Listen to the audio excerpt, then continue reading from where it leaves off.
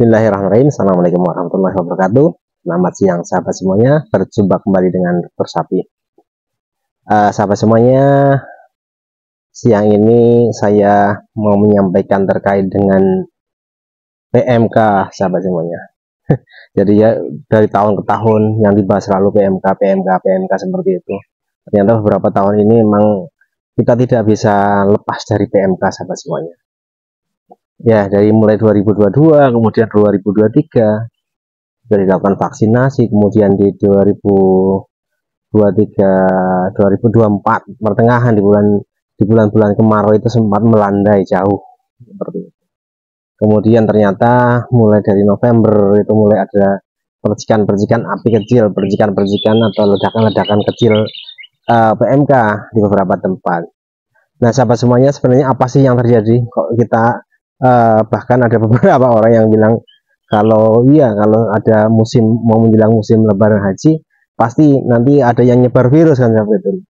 Nah, sahabat semuanya, saya penting menjelaskan ini karena supaya tidak salah. Nah, sahabat semuanya, secara analisa saya, PMK yang sudah terjadi di tempat kita di setiap tahunnya ini terjadi ada dua gelombang. Yang pertama adalah gelombang ketika perubahan musim menuju musim hujan. Ini biasanya akan meningkat, kondisinya meningkat seperti itu, yaitu musim yang pertama. Jadi kalau musim hujan begitu Desember, Januari, Februari itu kondisinya meningkat. Kemudian yang kedua adalah musim menjelang Idul Adha. Ini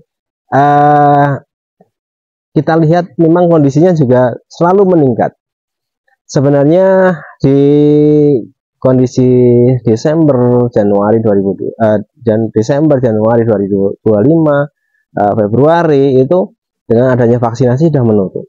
Tetapi begitu mulai muncul lagi bulan puasa kemarin, mulai ada lalu lintas yang cukup tinggi lagi, sapi-sapi bakalan mulai dipersiapkan untuk kurban dan segala macamnya ini. Kondisinya saat ini meningkat lagi seperti semua. Meningkat lagi di beberapa tempat. Saya dapat laporannya secara WA ataupun secara komentar di YouTube saya kan seperti itu. Nah, ini intinya akan terjadi tiap tahun seperti itu kalau kita tidak mengantisipasi dengan baik sama sekali. Bahkan yang lebih mengerikan lagi, ketika memang PMK ini fatalitasnya cenderung meningkat karena ada beberapa penyakit-penyakit yang menyertainya. Beberapa kali saya menyampaikan ada penyakit SE kemarin ya, menyampaikan SE. Nah, itu pun masih terjadi seperti itu. Jadi sapi yang sudah sembuh dari PMK, kemudian masa penyembuhan, ternyata tiba-tiba ada gangguan sedikit pernafasan, ada yang diikuti dengan isi cairan di gelambir seperti itu, sehingga terjadi kematian fatal seperti itu. Atau memang benar-benar nyata adanya gelambir ini membesar, ada isinya cairan, itu namanya septicemia episodika seperti itu. Nah, bagaimana menyikapinya Bapak Ibu semuanya untuk septicemia episodika ini? Kalau PMK kemudian septicemia episodika, padahal beberapa orang menyampaikan ke saya, sudah saya vaksin dok, sudah saya vaksin dengan PMK malah 2 kali, ternyata PMK-nya masih kena. Sudah saya vaksin SE, ternyata SE-nya juga kena seperti itu. Ini PMK dan SE. Yang kedua ada dugaan PMK dengan penyakit pernafasan kompleks. Bapak Ibu tahu dan sudah saya sampaikan, pernafasan kompleks ini terjadi karena perjalanan stres. Nah, itu ada yang saya sebut dengan sistem sifting fever, nah itu, atau bovine respiratory disease complex. Jadi sapi yang dilalu lintaskan dari Jawa Timur menuju ke Jawa Barat, melalui perjalanan darat, panas, hujan, kemudian tidak makan, tidak minum di jalan, itu menyebabkan stres. Nah, ini sifting fever. Jadi kalau sapi dari sana benar-benar sebenarnya aman, tidak ada PMK-nya, begitu masuk di kandang bekas PMK, kemudian PMK-nya masuk, Nah ini PMK-nya bisa sembuh, tetapi pernafasan kompleksnya ini yang mengikuti. Kejadiannya seperti apa? Ya diikuti dengan lendir hidung, diikuti dengan susah bernafas, atau mungkin lendir hidung yang kental, yang kemudian ada seperti nanah dan segala macamnya. Itu respiratory disease complex. Ada kombinasi antara PMK dengan shipping fever. Nah, stres juga bisa terjadi karena kalau di pasar sapi bertemu, dari hari ini sapi ini dibawa ke pasar A, dibeli oleh si B, dari B ini besok akan dibawa lagi ke pasar yang lainnya. Kemudian seperti itu terus, berpindah-pindah terus.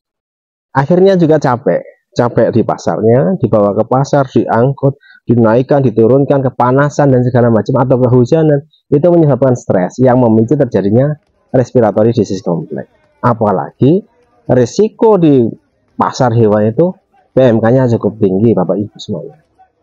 Nah, jadi yang kedua, bisa jadi PMK yang diikuti infeksi sekunder dengan penyakit pernafasan kompleks atau bovine respiratory disease complex atau shipping fever namanya. Nah itu. Kemudian yang ketiga, ada sinyalmen juga diikuti adanya parasi darah. Ya, PMK susah sembuh, kemudian fatalitasnya cukup tinggi. Karena apa? Ada parasi darahnya. Ini juga memungkinkan karena memang di Oktober yang saya sampaikan beberapa waktu lalu, saya melakukan sensus pada 400 ekor sapi perah aja, 40% itu ada parasi darahnya. Nah, kalau parasi darahnya sudah ada, kemudian dia baru kena PMK, maka akan memperparah sebenarnya kondisi. Komorbid kalau pada COVID dulu itu namanya komorbid. Nah, maka yang terakhir, kok saya ada dugaan juga, kalau dulu di pedet itu PMK ada namanya tiger heart, ada namanya jantung harimau. Jadi adanya keradaan otot-otot jantung sehingga menyebabkan kematian pada pedet ketika kena PMK. Kok saya khawatir di sapi dewasa pun bisa terkena seperti itu. Kemudian yang berikutnya, kekhawatiran saya, jangan-jangan juga ada potensi pergeseran serotipe, mutasi serotipe. Yang selama ini kita hanya ada serotipe O, satu serotipe, khawatirnya sudah terjadi pergeseran serotipe. Bisa ke Asia, bisa ke A, C, kemudian ada dan yang lainnya seperti itu. Mudah-mudahan tidak kan seperti itu. Tapi semua ini butuh dibuktikan, Bapak Ibu semuanya. Nah, apalagi Bapak Ibu semuanya, kita yang harus hati-hati, kasus PMK di kambing ini terjadi. Saya bahkan di menjelang Lebaran itu saya dapat informasi kasus di domba, kematiannya cukup tinggi, fatalitasnya cukup tinggi. Kemudian itu di domba, di Jawa Tengah seperti itu. Jadi benar-benar di domba ini angka kesakitannya cukup tinggi. Bahkan di kambing pun sudah sering kita jumpai. Bahkan di beberapa temuan terakhir itu malah justru kambing ini banyak yang masih terdeteksi positif PMK. Nah, atau di 2024 dulu, 2024 juga saya dapat mendapatkan adanya PMK di babi. Nah, ini antara kambing, domba, kemudian babi ini menjadi amplifier. Jadi dia memperbanyak banget virus dan resiko penularannya cukup tinggi. Nah, ketika memang ada kandang babi yang pernah terinfeksi, kandang kambing yang pernah terinfeksi, walaupun sudah sembuh, walaupun sudah tidak ada kasus lagi, maka di lapangannya virusnya mungkin masih ada dan masih berjalan lama. Apalagi kelembabannya tinggi dan tidak dilakukan disinfeksi kandang dan segala macamnya, ini maka masih ada virus-virus yang ada di lapangan, bertahan bisa cukup lama. Belum lagi virus-virus yang masih bertahan di orofaring, di saluran pernafasan atas, orofaring. Ini juga bisa menularkan ke sapi-sapi yang sehat. Nah, Bapak semuanya, saya tidak menakut-nakuti, tapi kita butuh solusi bareng-bareng. PMK ini tidak akan selesai ketika kita lengah, Bapak Ibu semuanya. 2024 seakan-akan PMK tidak ada. banyak orang yang nggak mau divaksin, banyak teman-teman peternak yang dari mulut ke mulut kemudian menyampaikan tidak perlu vaksinasi, oh PMK bisa disembuhkan, bahkan datang diobati ini obati itu sembuh. Iya, kalau kita siap. Kalau peternak lain yang tidak punya kewenangan untuk mengobati, yang tidak, yang akses ke petugas itu jauh, tidak semua terlayani dengan baik, maka risikonya cukup tinggi. Peternak sapi modalnya besar, untungnya mepet, tapi risikonya juga cukup besar. Jangan sampai peternak ini tidak mau melakukan menjadi peternak lagi, kan seperti itu. Jadi satu, harus vaksinasi. Vaksinasi tolong jangan ada yang menolak lagi vaksinasi. Sekarang menolaknya gimana? Contoh ada yang menolak lagi. Kami sudah divaksin 2 kali, tapi masih jebol. Gimana itu? Nah, kita lihat di vaksinnya itu dalam rangka dia sudah benar-benar kondisi bersih atau memang membawa, kan seperti itu. Kalau memang dia kondisinya membawa, belum masih inkubasi, divaksin ya tetap muncul. Divaksin tidak divaksin dia muncul, seperti itu.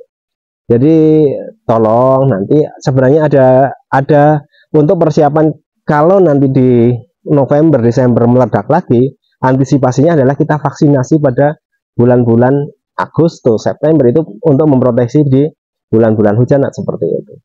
Dan kalau bisa sih sapi-sapi yang masuk ke pasar hewan itu vaksinasilah, sapi-sapi bakalan vaksinasilah. Jadi sebelum dia stres dengan perjalanan, tukar-menukar virus di lapangan, vaksinasi di rumah. Tolong Bapak Ibu semuanya. Kalau kita ingin mengentaskan PMK ini, vaksinasi, jaga lalu lintasnya. Lalu lintas boleh, tapi perhatikan animal welfare-nya, kesejahteraan hewannya.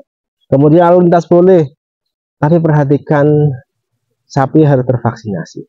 Banyak buktinya di Lampung Tengah kan, yang sentra-sentra pengemukan sapi vaksinasi semuanya. Lalu lintasnya tidak terlalu tinggi karena di pengemukan 3 bulan 4 bulan sapinya terlindungi. Nah, berbeda kalau yang memang lalu lintasnya sangat tinggi, kemudian vaksinasinya tidak jelas. Ini risikonya besar sekali. Kita contoh lagi satu di sapi perah. Pas sapi perah ini lalu lintasnya tidak terlalu tinggi, adalah populasi yang stabil, tidak terlalu dinamis. Itu pun terlindungi, banyak sapi-sapi perah yang tervaksin, kemudian hari ini terlindungi dari PMK, sahabat semua. Nah ini, maka kesimpulannya seperti ini, sahabat semuanya. Apakah itu PMK dengan SE? Apakah itu PMK dengan Spring Fever? Apakah PMK dengan Parasidara? Atau ke PMK yang sudah ada Tiger Herd-nya? Atau mungkin ada yang sudah pergeseran serotipe? Itu semuanya harus dibuktikan di laboratorium. Kalau memang PMK ada SE-nya, ya monggo lah, pemerintah kita bareng-bareng kita ajukan. Kalau data itu ada, maka untuk mengambil kebijakan berdasarkan data, periksa. Oh iya PMK, oh iya ada SE, oh di daerah ini memang SE-nya sekian persen. Nah itu harus ada pengujian laboratorium untuk mengukur prevalensi penyakit. Kalau tidak ada laporan, maka dianggap tidak ada dasar untuk mengeluarkan kebijakan vaksin SE seperti itu. Kalau tidak ada laporan PMK, ya tidak ada lagi nanti kebijakan pemerintah untuk mengeluarkan vaksin SE sekian dosis segala macam. Karena itu berdasarkan laporan, berdasarkan prevalensi penyakit. Yang kedua, Parasidara, PMK Parasidara. Ini Parasidara menjadi bom waktu juga. Kasusnya cukup banyak.